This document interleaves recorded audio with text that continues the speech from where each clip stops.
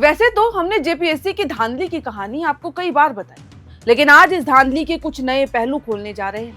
ऐसी बातें जिन्हें जानने के बाद समझ आने लगा कि गड़बड़ी सिर्फ एग्जाम के किसी एक हिस्से तक सीमित नहीं थी, बल्कि आरोप ये भी है कि एग्जाम को तैयारी से लेकर tender, question paper, OMR, OMSM, interview board और अभ्यर्थियों तक पहुंचने वाला पूरा रास्ता ही सेट किया जा रहा था। कहीं सीट के लिए करोड़ों की बात की जा रही थी, तो वहीं कहीं एक अभ्यर्थी के लिए लाखों रुपए तय किए जा रहे थे। कोई उम्मीदवार ढूंढ रहा था, कोई पैसा पहुंचा रहा था, तो कोई रोल नंबर जुटा रहा था और कोई सिस्टम के भीतर उस उम्मीदवार तक पहुंचने का रास्ता खोज रहा था। और इस पूरी कहानी में कई नाम भी सामने आते हैं और कई ऐसे दावे भी किए जा रहे हैं जिनकी जांच फिलहाल सीआईडी कर रही है। मीडिया रिपोर्ट्स के मुताबिक जांच के दौरान आरोपियों के बयानों में इन चीजों का जिक्र भी हुआ है। तो आज इन्हीं दावों और इन्हीं बयानों के आधार पर पूरा खेल समझते हैं कि आखिर धांधली में क्या कुछ कैसे हुआ। नमस्कार, मेरा नाम है साक्षी पांडे और आप देख रहे हैं एयर नाउ। दरअसल कहानी शुरू होती है परीक्षा कराने वाली एजेंसी से। जांच में सामने आए बयानों के मुताबिक टीडीपीएल को जेपीएससी में काम दिलाने के लिए बड़ी डील की बात हुई थी। आरोप है कि तत्कालीन चेयरमैन एल ख्यांगते के नाम पर 2 करोड़ रुपए तय हुए और कंपनी को मिलने वाली कुल बिलिंग का 20% अलग से देने की बात भी की गई थी।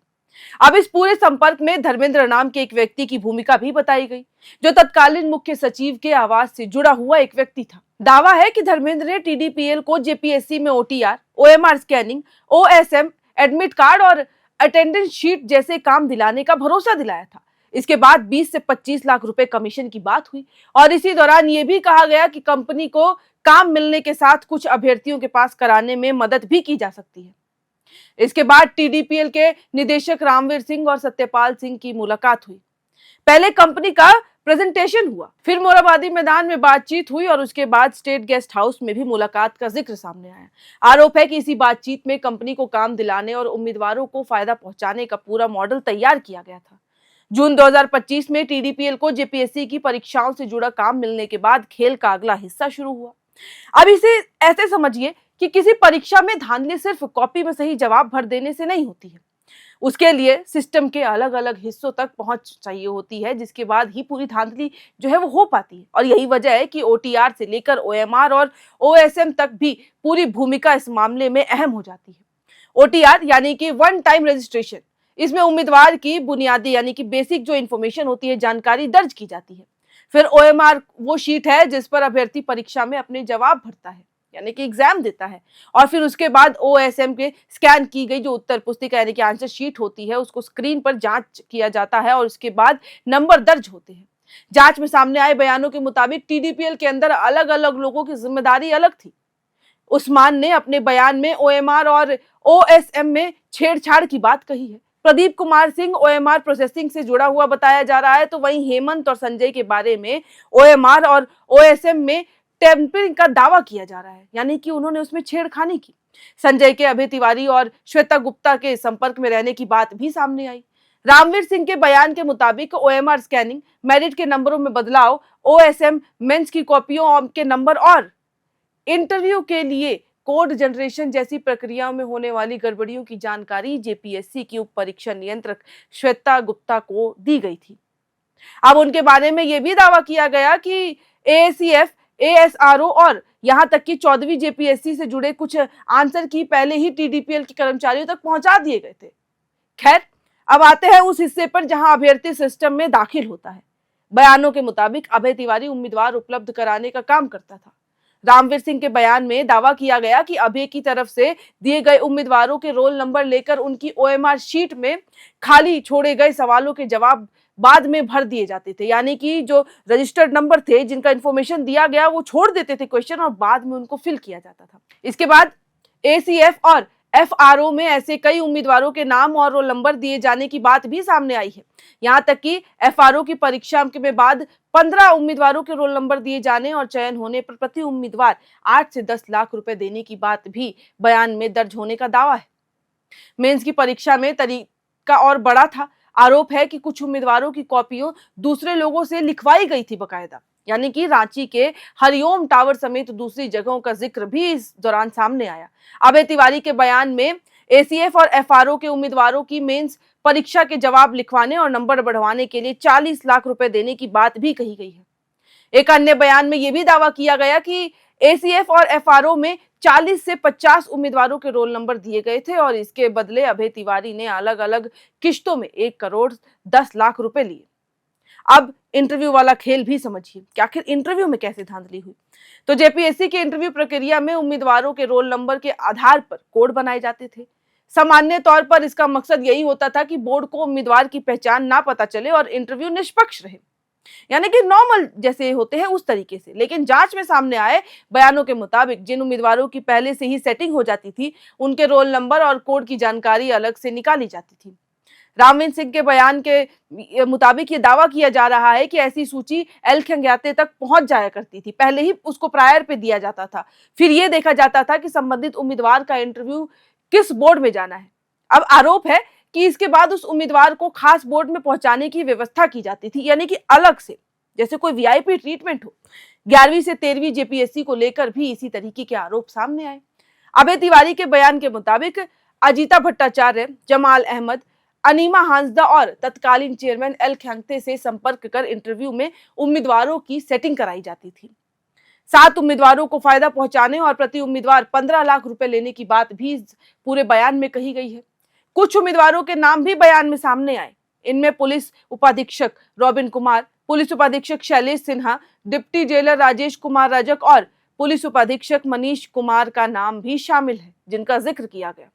गौतम कुमार की सेटिंग पतंजलि कोचिंग के संचालक रवि कुमार के जरिए होने का दावा भी किया गया है और रेट भी बताया गया कि किस रेट पे कितना बिका। 11वीं से 13वीं जेपीएससी में प्रारंभिक परीक्षा पास कराने के लिए सामान्य वर्ग के उम्मीदवार से 5 लाख रुपए और एससी एसटी उम्मीदवारों से 2 से 3 लाख रुपए लिए जाते थे। अब अंतिम चयन तक ये रकम जो थी वो 60 से 70 लाख रुपए तक पहुंच जाती थी। और जब जेपीएससी 14 की बात आई तो उसका मामला समझिए। एक आरोपी बुद्धेश्वर भगत के बयान के मुताबिक अभय तिवारी ने उसे बताया कि 14वीं जेपीएससी में सेटिंग हो रही है। सामान्य और ओबीसी उम्मीदवार के लिए अंतिम परिणाम पक्का कराने का रेट 1 करोड़ रुपए और एसटी उम्मीदवार के लिए 80 लाख रुपए बताया गया। भुगतान कैश में होना था।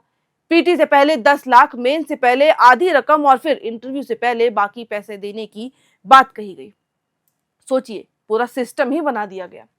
खैर, अब उम्मीदवार लाने वाले व्यक्ति को हर उम्मीदवार पर 15 लाख रुपए कमीशन देने की बात भी सामने आई।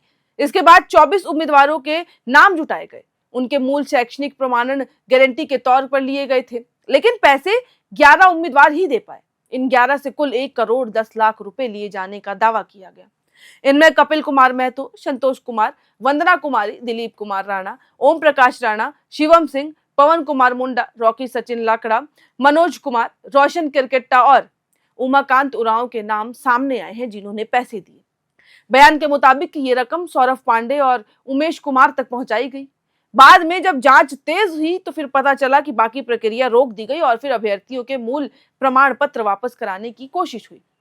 अब इसी नेटवर्क का एक सिरा जेएसएससी तक भी जाता है। अभय तिवारी के बयान के मुताबिक वह जेएसएससी में टीडीपीएल को काम दिलाने की कोशिश में शामिल था। उसने जेएसएससी के assistant section officer Prem Kumar से अपने संबंधों का इस्तेमाल करने की बात भी कही है। अपने बयानों में ही उन्होंने जिक्र किया। दावा है कि टीडीपीएल को टेंडर में इम्पैनल कराने के बदले अभय को 5 लाख और प्रेम कुमार को भी 5 लाख रुपए दिए गए। इसके बाद कहानी जेएसएससी सीजीएल तक पहुंच जाती है। अभय तिवारी के बयान के मुताबिक टीडीपीएल को पहले सीजीएल परीक्षा में बायोमेट्रिक का काम मिला था। कंपनी ने कम रेट का हवाला देकर काम कराने से मना कर दिया और फिर बाद में उसे डी इम्पैनल में कर दिया गया था। इसके बाद वेबल एजेंसी की एंट्री बताई गई और यहीं से सीजीएल पेपर लीक का आरोप भी सामने आता है। बयान में दावा किया गया कि वेबल एजेंसी से जुड़े लोगों ने प्रश्न और उत्तर उपलब्ध कराए। बोकारो के एक क्वार्टर में अभय तिवारी समेत 16 लोगों को 65 सवालों के जवाब सटाए गए थे। इसके बदले प्रति उम्मीदवार 12 लाख रुपए लेने की बात कही गई, यानी कि 15 उम्मीदवारों से 1 करोड़ 80 लाख रुपए लिए गए। अभय तिवारी ने यह भी दावा किया कि इसी वजह से उसका जेएसएससी सीजीएल में रैंक 48 आया और उसके भाई अक्षय तिवारी और उसकी पत्नी सुषमा कुमारी का भी चयन हुआ। यानी कि धांधली कर पूरी फैमिली ही घुस गई। अब इस पूरे मामले पर कोर्ट में अलग अलग दलीलें सामने आ चुकी हैं। जांच एजेंसी की तरफ से पेपर लीक के दावे पर सवाल भी उठे और बचाव पक्ष ने पुराने प्रश्नों की पुनरावृत्ति को आधार बताया। लेकिन अब जांच के दौरान सामने आए बयानों में पेपर और उसके जवाब पहले से मिलने का दावा किया गया। इसी वजह से छात्र सीबीआई जांच की मांग कर रहे हैं। और कहानी यहीं खत्म नहीं होती। सीडीपीओ परीक्षा को लेकर भी पैसे लेकर उम्मीदवार उपलब्ध कराने का दावा भी सामने आया है, यानी कि नए खुलासे होते जा रहे हैं। अब प्रति उम्मीदवार 10 लाख रुपए का रेट बताए जाने की बात आई। कुछ उम्मीदवारों के इंटरव्यू बोर्ड और उनसे जुड़े भुगतान का भी जिक्र बयानों में सामने आया। यानी कि जिस एग्जाम में उम्मीदवार को सालों पढ़ना था, वहां आरोपों के मुताबिक कुछ लोगों के लिए रास्ता अलग से बनाया जा रहा था। यानी एक छात्र मेहनत कर रहे थे तो दूसरी ओर कुछ छात्र मेहनत से अपने लिए रास्ता खोज रहे थे। कहीं ओएमआर में खाली छेड़खानी की सामने आई हैं खबरें, तो कहीं मेंस की कॉपी किसी और से लिखवाने का दावा किया गया। कहीं नंबर बढ़ाने की बात आई तो कहीं इंटरव्यू बोर्ड पहले से ही तय कराने का आरोप था, और कहीं उम्मीदवार की पहचान तक पहुंचाने के लिए कोड की जानकारी हासिल करने की भी बात सामने आई। यानी कि इस पूरी कहानी में एक नाम बार बार सामने आता है, रामवीर सिंह। उनके बारे में बयानों में दावा किया गया कि टीडीपीएल की तकनीकी टीम से लेकर उम्मीदवारों की सेटिंग तक कई चीजों का समन्वय उनके जरिए ही होता था, यानी कि उनके माध्यम से। दूसरी तरफ अभय तिवारी का नाम उम्मीदवार उपलब्ध कराने और अलग अलग संपर्कों में बातचीत की कड़ी के तौर पर सामने आया। फिर आते हैं अब आयोग के अंदर के नाम, यानी कि एल ख्यांगते, अजीता भट्टाचार्य, जमाल अहमद और अनीमा हांसदा। इनके बारे में आरोप है कि उम्मीदवारों को इंटरव्यू बोर्ड में फायदा पहुंचाया गया। पतंजलि कोचिंग के रवि कुमार का नाम भी कुछ उम्मीदवारों की सेटिंग के सिलसिले में सामने आया है। और बाहर की तरफ एजेंटों की एक परत दिखाई देती है, यानी कि कोई उम्मीदवार खोज रहा था तो कोई पैसा इकट्ठा कर रहा था, कोई प्रमाण पत्र रख रहा था तो कोई आयोग या फिर एजेंसी के भीतर संपर्क बना रहा था। यानी कि लगातार एक सर्कल के जरिए ये घूम रहा था पूरा का प्रोसेस। यही वजह है कि ये मामला सिर्फ एक परीक्षा का मामला नहीं रह गया, क्योंकि अगर जांच में सामने आए इन दावों और बयानों की पुष्टि होती है तो सवाल सिर्फ ये नहीं होगा कि कितने उम्मीदवार गलत तरीके से पास हुए, सवाल ये भी होगा कि परीक्षा कराने वाली एजेंसी से लेकर आयोग के अंदर तक ऐसा नेटवर्क कितने समय से काम कर रहा था, किस तरीके से काम कर रहा था और उसने कितने परीक्षाओं को अपनी गिरफ्त में लिया। एसीएफ, एफआरओ, सीडीपीओ, जेपीएससी 11वीं से 13वीं, जेपीएससी 14वीं, बैकलॉग और जेएसएससी सीजीएल, अलग अलग परीक्षाओं में अलग अलग तरीके बताए गए, लेकिन बयानों में एक चीज कॉमन नजर आई, एक चीज कॉमन दिखाई दी। उम्मीदवार पहले तय करो, पैसा तय करो, फिर सिस्टम के उस हिस्से तक पहुंच बनाओ जहां उसके नंबर, कॉपी, कोड या फिर बोर्ड को प्रभावित किया जा सके, और फिर पूरा खेल खेल दो। अब इन तमाम आरोपों और बयानों की अंतिम सच्चाई जांच से ही सामने आएगी, लेकिन इतना जरूर है कि झारखंड में सरकारी नौकरी की तैयारी कर रहे हजारों छात्रों के लिए ये सिर्फ किसी परीक्षा का विवाद नहीं रह गया है, अब उससे भी बड़ी बात बन गई है। उनके लिए ये उस भरोसे का भी सवाल बनने लगा है कि जिस भरोसे पर वो परीक्षा देने जाते थे, सालों तक तैयारी करते थे, उसका फैसला उनकी मेहनत करेगी या किसी और की जेब या फिर बहुत सारे पैसे। और अगर जांच में लगाए गए आरोप सही साबित होते हैं तो ये सिर्फ कुछ लोगों की करतूत नहीं होगी, ये इस पूरे सिस्टम की कहानी होगी, जहां नौकरी पाने के लिए किताब खोलने वाला छात्र के सामने किसी ने पैसों का दरवाजा खोल दिया कि पढ़ने की जरूरत नहीं, पैसा दीजिए, नौकरी लूटिए। और यही सच्चाई है कि जो छात्र आंदोलन कर रहे हैं उनके पास जो बैनर्स हैं, उनके पास जो पोस्टर्स हैं, वो भी कहते हैं कि हमारे राज्य में नौकरी पढ़ के नहीं बल्कि पैसा दे के खरीदी जाती है। इस पोस्ट के लिए इतने लाख, इस पोस्ट के लिए इतने, तो इस पोस्ट के लिए करोड़ों। फिलहाल जांच का ही सब इंतजार कर रहे हैं और ये भी सब इंतजार कर रहे हैं कि छात्र जो आंदोलन कर रहे हैं सीबीआई जांच की, उसकी मांग पूरी होती है नहीं। इस वीडियो में फिलहाल इतना ही, लेकिन जो भी कुछ होगा, जो भी इससे जुड़ी खबरें आएंगी वो हम आप तक पहुंचाते रहेंगे। इस वीडियो में इतना ही। कैमरे के पीछे मौजूद है मेरे सहयोगी सुमन, और इस खबर को आपके लिए लिखा है हमारे सहयोगी रोहित अनिल त्रिपाठी ने।